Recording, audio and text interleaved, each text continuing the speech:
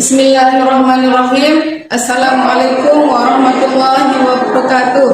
Kepada yang terhormat Bapak Ibu dosen penguji uji kinerja pada PPG Transformasi Pendidikan Agama Islam tahun 2026. Perkenalkan, nama saya Umratul Aini SPDI, mahasiswa PG PAI batch 4 tahun 2026 di LPTK Universitas Islam Negeri Mataram dengan nomor induk mahasiswa 25111113345. Pada hari ini, Rabu, tanggal 28 Januari tahun 2026, saya akan melaksanakan uji kinerja di SMP Islam NW Tebaban Timur dengan materi meyakini Nabi dan Rasul Allah menjadi generasi digital yang berkarakter. Terima kasih dan selamat menyaksikan. Sekian. Assalamualaikum warahmatullahi wabarakatuh.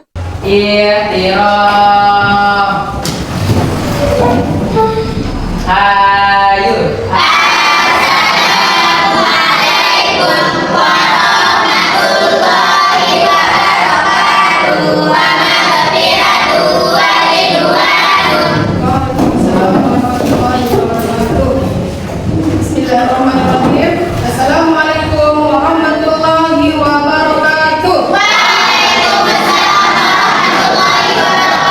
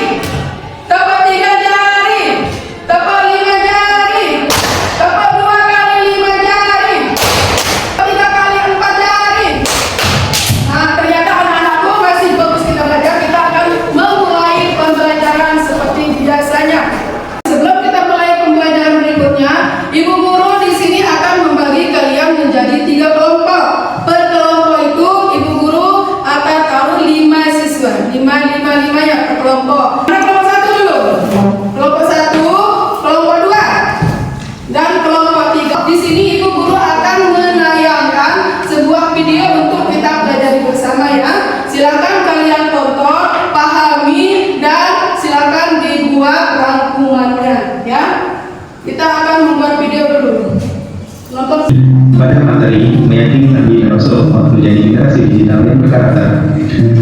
Pada pertemuan kali ini kita akan melanjutkan pembahasan mengenai mata pelajaran pendidikan agama Islam, yang dimana tema kali ini kita akan belajar tentang Nabi dan Rasulullah, dan nantinya akan dikaitkan dengan sifat-sifat yang ada pada Nabi dan Rasul.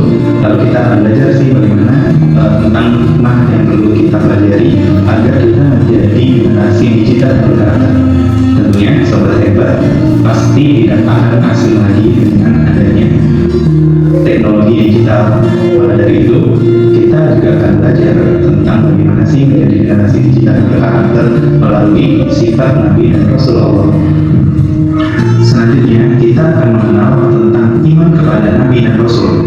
Nah, di sini sobat hebat akan mengetahui bagaimana sih dalil atau riwayat yang ada di dalam Islam, yang dimana di sini akan menguatkan bahwa Nabi dan Rasul itu merupakan utusan dan iman secara istilah, yang dimana di sini membenarkan dengan hati, mengikrarkan dengan lisan, membuktikan dengan perbuatan. Nah, ketika di sini sobat hebat mengetahui dari istilah ini dijelaskan tentang iman, maka bisa dikaitkan lagi tentang bagaimana sih orang yang itu. Nah, orang yang beriman berarti menjalankan beberapa istilah-istilah yang tadi telah dijelaskan. Orang beriman yang yakni meyakini kepada Allah Subhanahu wa Ta'ala, membaca doa syahadat dan mengamalkan ajarannya. Nah, dari hasil video pembelajaran yang sudah kita tonton di YouTube tadi, sekarang Ibu Guru akan menanyakan. Silakan yang mau bertanya. Yang Apa perbedaan Nabi dan Rasul? Ya, ini ada temannya yang bertanya, apa perbedaan Nabi dengan Rasul? Kira-kira siapa yang bisa menjawab? Nanti Ibu Gurunya akan menyempurnakan. Silakan siapa yang bisa bertanya dulu, memang bantu menjawab ya. Nikmatus Solihah akan mencoba menjawab dari pertanyaan baik Maulida. Ayo. Perbedaan Nabi dan Rasul adalah Nabi adalah laki-laki yang menerima wahyu untuk dirinya sendiri, sedangkan Rasul adalah laki-laki yang menerima wahyu untuk dirinya sendiri dan wajib disampaikan kepada umatnya. Bagaimana? Sudah bisa diterima jawaban dari teman dari Nikmatus Solihah atau bagaimana? Bisa. Ya, kalau itu Ibu Guru akan menyempurnakannya. Guru akan mengulangi. Perbedaan Nabi dan Rasul adalah Nabi, yang dimaksud dengan Nabi adalah laki-laki yang menerima wahyu dari Allah hanya untuk dirinya sendiri. Sedangkan Rasul laki-laki yang menerima wahyu dari Allah untuk dirinya sendiri dan wajib disampaikan kepada umatnya. Selanjutnya kita akan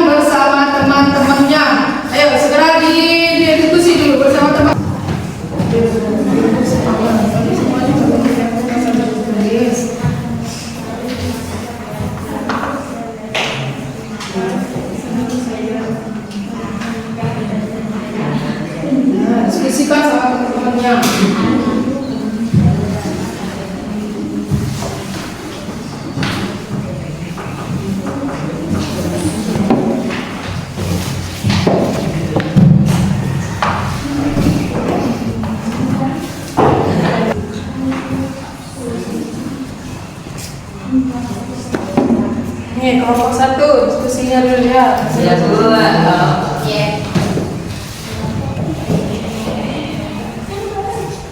Bagaimana? Diskusinya udah selesai? Ya. Kalau masing-masing kelompok itu kita akan presentasikan satu kelompok ya, per kelompok silakan maju ke depan.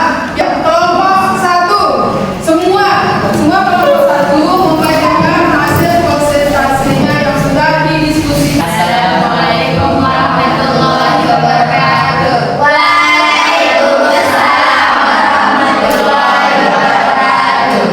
Perkenalkan, kami dari kelompok 1 akan mempresentasikan hasil diskusi kami. Di sini ada pengertian Nabi dan Rasul. Nabi dan Rasul adalah bahwa tujuannya adalah manusia dengan Allah untuk menerima wahyu. Namun Nabi menerima wahyu untuk diri sendiri dan Rasul menerima wahyu untuk diri sendiri dan wajib disampaikan kepada umatnya. Sekian dari presentasi kami. Apakah teman-teman ada yang mau bertanya? Nah, silakan kelompok 3 mau bertanya.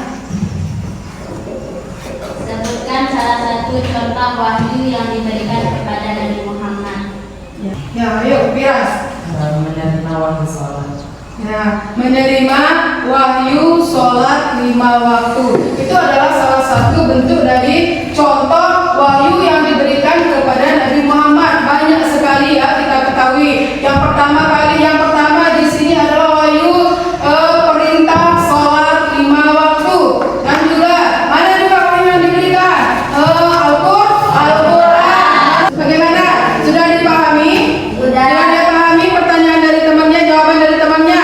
Sudah. Kan kembali ke kelompoknya masing-masing, ke kelompok 1. Ya, duduk.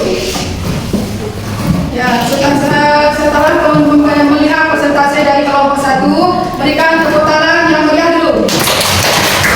Ya, berikutnya kelompok 2, silakan. Assalamualaikum warahmatullahi wabarakatuh. Waalaikumsalam warahmatullahi wabarakatuh. Kami dari kelompok 2 akan mempresentasikan hasil diskusi kami. Mukjizat, fungsinya dan tugas seorang nabi dan rasul Allah. Mukjizat adalah peristiwa luar biasa yang terjadi pada diri seorang nabi atau rasul sebagai bukti kenabian, kerasulan, contoh mukjizat kepada Nabi Musa di mana tongkatnya bisa berubah menjadi ular besar. Mukjizat kepada Nabi Muhammad yaitu berupa Al-Quran sebagai petunjuk, keluarnya air dari jari Nabi Muhammad bisa membelah bulan. Suri seorang Nabi. Ada yang mau bertanya? Ada. Sebutkan tugas utama seorang nabi dan rasul. Menerima wahyu dari Allah. Ini jawaban dari kelompok 2. Apakah sudah diterima atau ibu guru yang memberikan jawabannya? Sudah diterima. Sekian, wassalamualaikum warahmatullahi wabarakatuh. Kita berikan tepuk tangan dulu. Selanjutnya kelompok 3, silakan ke depan. Assalamualaikum warahmatullahi wabarakatuh. Waalaikumsalam warahmatullahi wabarakatuh. Kami dari kelompok 3 ingin mempresentasikan hasil diskusi kami. Sifat dan keimanan bagi seorang nabi dan rasul. Nabi dan rasul memiliki sifat-sifat khusus, yakni wajib, mustahil, dan jaiz. Sifat wajib bagi nabi yaitu yang pertama sidik. Sidik artinya jujur dengan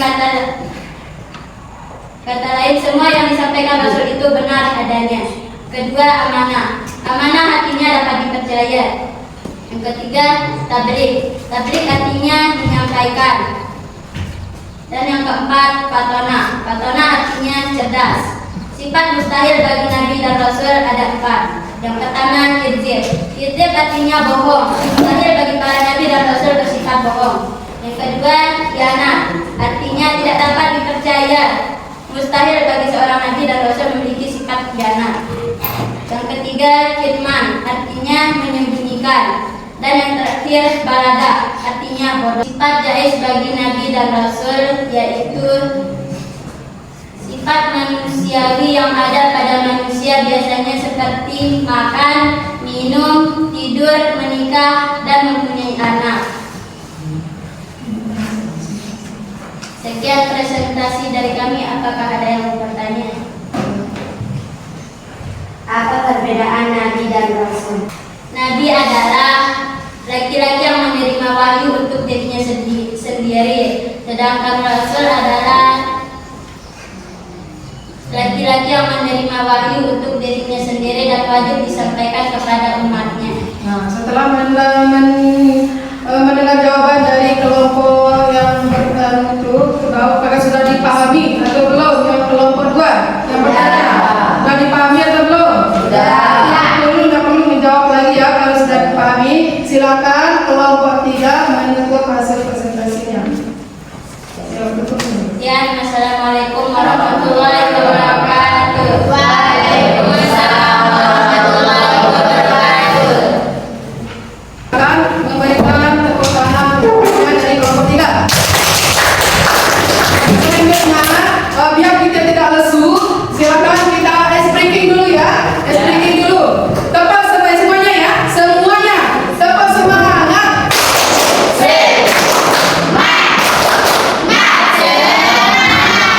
Tepat nabi. Nabiku Muhammad.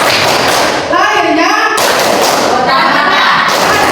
harinya hari Senin.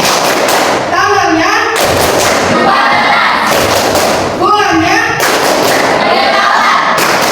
tahunnya tahun gajah. Sekarang kita akan mengevaluasi dulu ya. Silakan dikeluarkan bukunya. Kita evaluasi dulu. Kita evaluasi dulu. Guru akan memberikan pertanyaan yang akan dijawab oleh kalian ya. Sudah? Sudah. Sebutkan mukjizat apa saja yang diberikan kepada Nabi Muhammad. Yang kedua, apa hikmah mempelajari tentang Nabi dan Rasulullah? Kerjakan. Kerjakan itu dulu. Silakan dikerjakan ya. Silakan dikerjakan.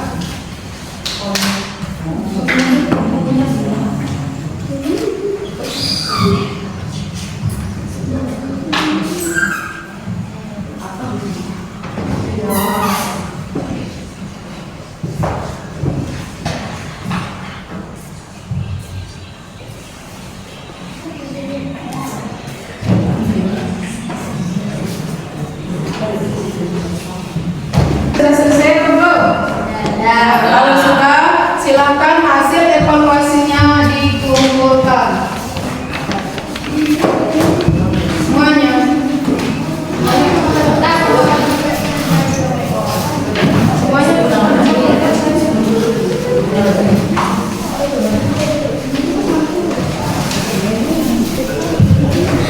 Ibu guru memeriksa hasil dari evaluasi anak-anakku semua. Ternyata anak-anakku semua sudah memahami